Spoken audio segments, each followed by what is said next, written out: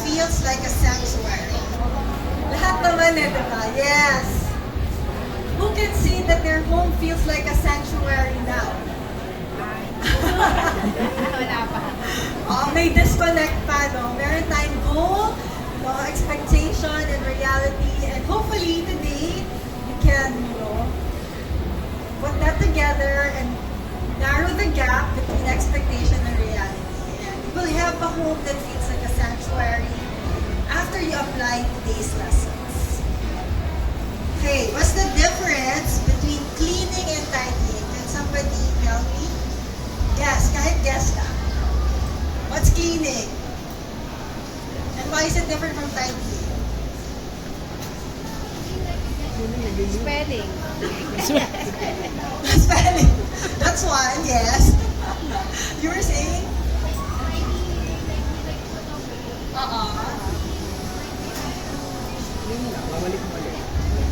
Okay, so tidying is putting away, cleaning is getting rid. In a way, yes. Cleaning, they say, is confronting nature. Kasi things happen, di ba? Umulan, nagbasa yung floor, hindi kayo nag-cleaning, so yung dust, dumami. Cleaning is a cause of nature. It's a result of, because of natural circumstances, kailangan natin maglinis. But tidying is something that is actually within our control. Kasi cleaning is more of, ang tawag doon, acts of God, di ba? Umulan, bumagyo, nagkagulo, earthquake, so kailangan natin linisin. Tidying, yung kalat is not something we can blame on nature. Who causes the kalat? Tayo, di ba? So, tidying is actually confronting ourselves. We cannot blame it on nature. So that's the difference. And today, most of us know how to clean, but can anybody say that you know how to tidy? Not really, di ba? Hindi ka tinuturo sa school. We are lucky if our parents know how to tidy, how to declutter. Maayos sila, hindi sila hoarders, then swerte natin.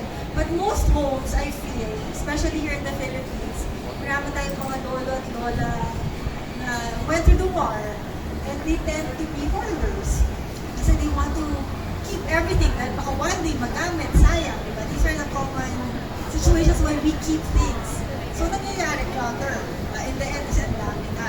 So, today, we will learn how to confront ourselves, how to confront our clutter. Why should we tidy? Ayan. There are many benefits to tidying. Can somebody share any experience you after decluttering? Money!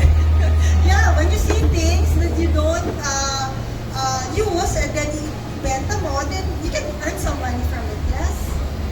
Needs such as groceries, clothes, and homes. Okay. And then what else? So yeah, you see things that you need sometimes when you declutter. You discover mo nawawalang gamit, diba?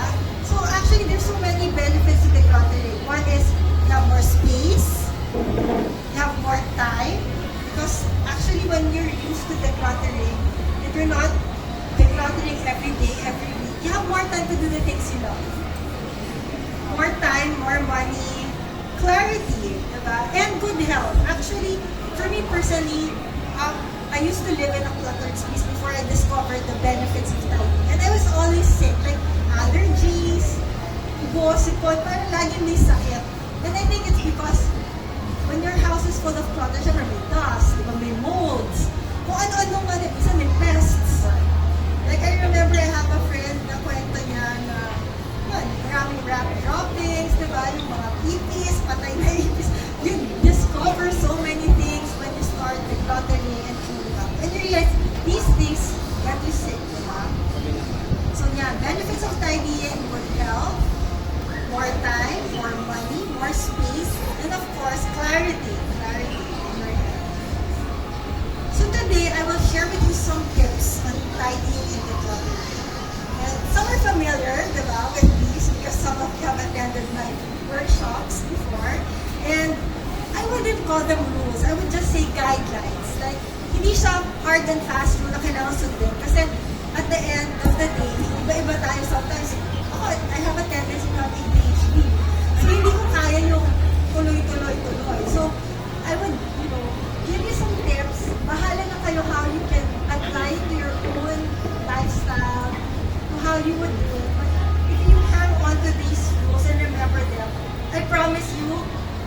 able to declutter successfully? Okay, number one. Who here enjoys and loves decluttering? Okay, many of you. Who here is afraid of decluttering? Like, natatakot na iniisip niyo pa lang, nervous na kayo. Diba? I started that way. Like, oh my God, gagawin ko ba to? Pero it was like such a big chore na na-overwhelm ako, iniisip ko pa lang. But, we are told na if you approach decluttering as something to enjoy, like a few of us here, diba, who says, I love decluttering. So, it's a stress reliever, diba? If you approach it that way, huwag mo unahan ng takot, you will be successful in that part. A lot of us, mindset talaga yung kalaban. Kasi we start off, I'm afraid, overwhelmed ako, sayang yung oras. But iba yung mindset. But if you approach it like, I'm gonna enjoy this, magpaparelieve ako ng stress, gagawin ko to, then iba yung magiging resulta. And sabi nga nila, success is 90% mindset. So, if you say, I'm gonna do it, i-enjoy ko tong process na to, magiging successful kayo. And how much time should you allocate for decluttering? Not the whole day. Not the whole weekend. Kasi some people sabi, holiday, bukas holiday, example lang. Bukas holiday, buong araw mag-aayos ako. Hindi magkakatotoo yun. Hindi mo ganyan. Let's be realistic. Maximum 3 hours. Just give yourself 3 hours. I promise you, you won't be tired. You will have time to do other things. And in the end, you will enjoy the decluttering and you will look forward to the next session na you allocate for yourself. So just 3 hours maximum. Kasi I notice kapag buong araw ka nagde-declutter, mapapagod ka na eh. Tapos hindi ka na maayos mag-isip. Tapos mamaya tinatapon mo na yung hindi dapat. So your head is not in the right headspace anymore. So I suggest, for beginners especially, just 3 hours. Try it. Okay? Next. Before you declutter, visualize how you want the space to look like. Do you ever do that? No, diba? Parang titingin mo, kalat, ayusin natin. But you don't have in your head ano yung gusto mo ma-achieve. So I suggest, punta kayo sa Pinterest, punta kayo sa mga inspiring, ayan. Punta kayo sa Pinterest, punta kayo sa mga websites or Instagram, and look for spaces that inspire you. Pwede mo sabihin, gusto ko maging ganyan yung itsura ng space ko. And if you have that idea in your head, mas magiging realistic at mas magagawa nyo yung gusto nyo ma-achieve versus nakita nyo lang yung kalat sa bed, tapos pupuntahan nyo lang, bahala na anong mangyari. So yeah, you have to prepare yourself. Get a vision of how you want the space to look like. So some examples. Okay, ganyan. This is a space, diba? Parang common to eh. Marami sa atin, ganito yung work area, diba? Ayos na nga yan. Ayos na yan. And, ang in-envision lang niya na space, sabi niya, ni-imagine ko nagtatrabaho ako dyan, clear yung desk, tapos may music sa background, tapos yung diffuser ko may essential oils, nagdi-diffuse siya, mabango yung kwarto. Yun lang. It doesn't have to be ganito, dito nakalagay. Hindi naman kailangan ganon. Just the feel of the space. How you want the space to look like. In 3 hours lang ha, ito yung nangyari. So, hindi siya buong araw, hindi siya buong weekend, hindi siya the whole week. In just 3 hours nagawa to. Why? Because unang-una, nag-allocate siya ng time. Sabi niya, gagawin ko to. Second, sabi niya, gusto ko ganito yung feel. So yan, nangyari, di ba? It can happen in less time than you think. Okay? Next. You have to let go. Yun ang ito yung mahirap, alam ko. This is the hardest, letting go of things. And I feel na ito talaga yung biggest hump to decluttering. Kasi yung ibang tao, Tatabi nila, pero saan mo ilalagay? Sa ilalim ng kama, sa kabilang kwarto, sa isang cabinet, di ba? Hindi lumalabas ng bahay. And if it doesn't leave the house, anong mangyayari? More clutter. So, we have to learn to accept that we have to let go of things. Why should we let go of things? Sabi nila, if you want space for what you dream of in life, kailangan i-exit mo na muna yung mga hindi mo na gusto sa bahay mo, sa buhay mo, di ba? So, di ba, paano ka magkakaroon ng love life kung yung mga letters ng ex-boyfriend mo, ng ex-girlfriend mo, tinatago mo pa, di ba? So, in your heart, you're keeping space for the past, not allowing the future to come in. So, ganun din sa mga bagay natin, di ba? If you keep things, yung mga gusto mo hindi mo magagawa ng space for it. So, make room, okay? So, sometimes, may hirap yung pamigay, pero kung isipin mo, ito ibibigay ko sa somebody na gagamitin talaga, anong feeling mo?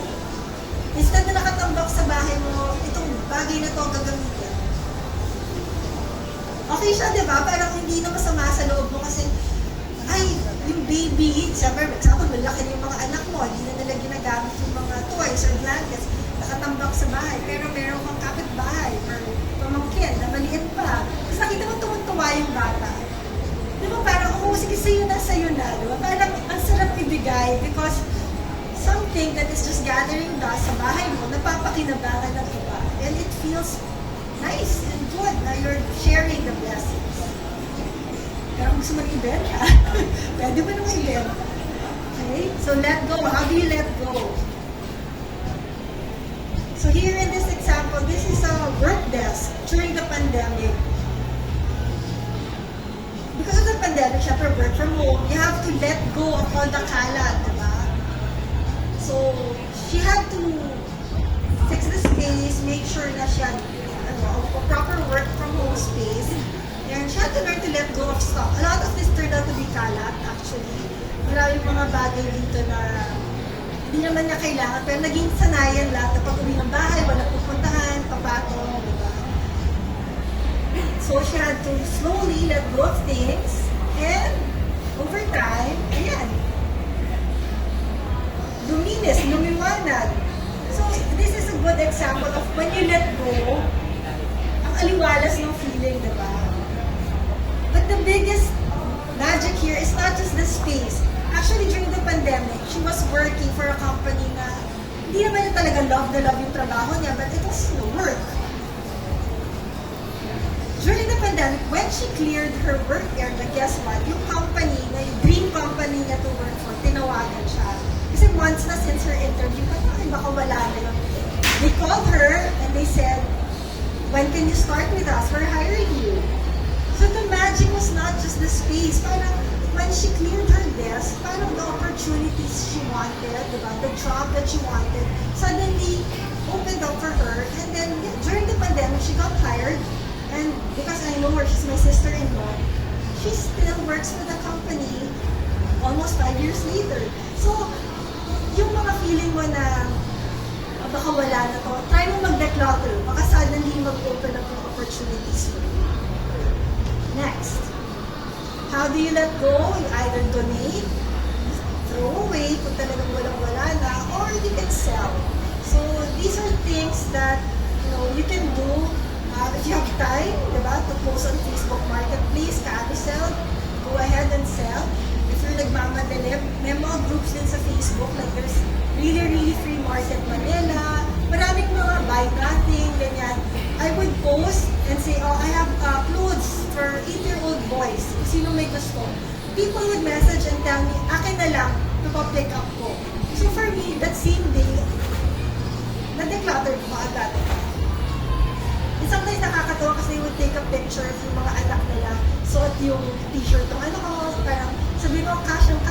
So nakakatawa because something na hindi na ginagamit sa bahay, napapakinabang.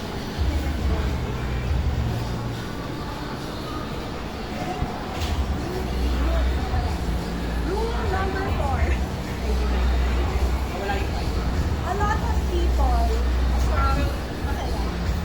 of people, approach natin, diba, is sa kwarto, maglinis ng kusina, maglinis ng garahe, laging lugar. Pero, ang difference lang dyan is, kasi ang laki-laki ng space, you feel na hindi matatapos. Matatapusan ba to? So, I suggest, attack things by category. Ano yung category? Magsimula lang kayo muna, damit lang. Sa cabinet nyo, damit lang. Yun lang yung gawin nyo.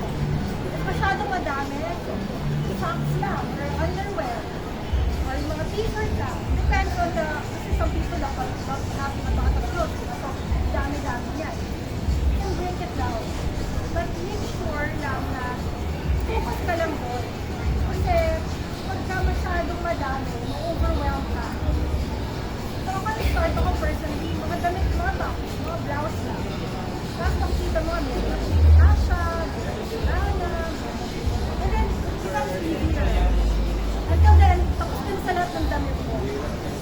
Then you can go to the next category. So, instead of going to your closet, tapos, mag-start ako dito. Tapos mamaya, na-distract ka na, wala mangyayari. But if you do something na clear ka, na ito lang yung gusto ko ngayong gawin, mas achievable. Mas feeling mo may nangyari. Mas may achievement.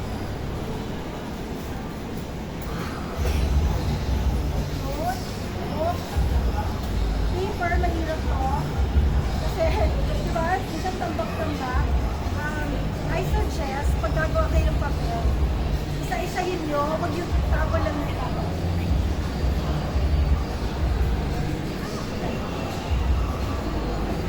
Kasi minsan maraming documents na importante para baka matapon. Open the envelopes.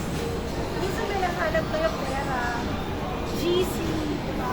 Maraming things na, like, I remember may sa akong client, yung papel para yung kotse niya ma-register na kasi naka-loan, diba? So parang nabayaran na para ma-transfer sa pangalan mo. So, taga-taga na hinahanap, yung na mahanap, yung pala nandun. So, kailangan buksan nila ang envelope, kung basta tapo ng tapo. Mag-ingat na.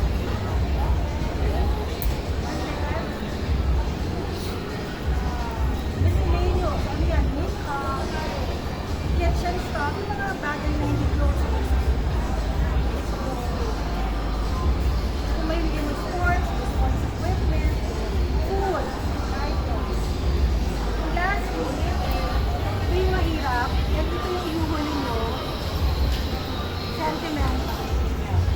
Because this is the hardest. Maraming tao, pag naglipat ng kwarto, kung ano na lang magdampot, sometimes it's a box. At sa box, may mga picture, letters, kung ano-ano. Tapos the next thing you know, 2 hours na lumipas, hindi ka nakapag-declutter sa pictures, babasa ka ng letters, di ba? Parang wala na, nag-reminisce ka na. So, ihuhuli na natin, sentimental items. Mag-uulan, kung may napipil ka na parang, ay, parang tatagalan ako mag-isip. Sentimental yan. Please put aside what would take na hindi ka masyadong emotional. So remember, because it's important talaga, follow the right order. Start with the easiest. Kung mas easy sa'yo mga books, attach sa books, go ahead, start with books. What I'm saying is, start with the things na hindi ka attached masyado. And then, go towards the hardest, the sentimental items. You know, go for it. Kung marami akong bagay, magamit ang anak ko, sentimental for me. Then I know I shouldn't, kahit clothes siya, kung nakikita ko na, ay, suot niya ito nung ano, okay, kung muna ito hawakan. Next time ko na ito ibigay. Work with the easy ones. Set aside whatever, pa nahirapan ka mag-decide. Memories yan. Why is it important to follow the right order? Yun nga. Para mag-prevent yung procrastination, to find overwhelm, and to check the progress. Kasi kung confined lang siya to libro ko, makikita mo talaga kung nabawasan na yung program. Kung shoes lang mo, nabawasan na yun. Pero kung haphazard yung pag-declutter mo, at least ano na nagtapos, wala akong achieve. Diba? So by categorizing, diba?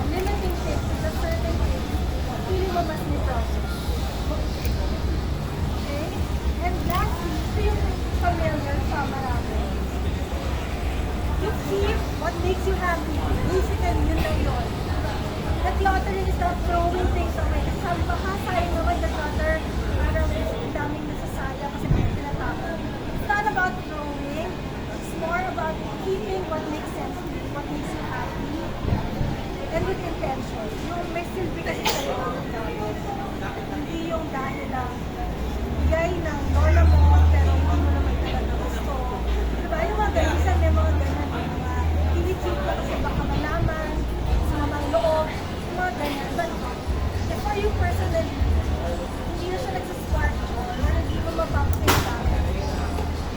Don't be guilty. Just keep what makes sense for you. And yeah, it will be easier as you go along. Kasi yun, for example, today, can you share ano sa dala mo o suot mo yung nagpapasaya sa'yo? Anybody?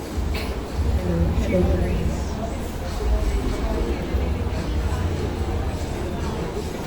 Hello.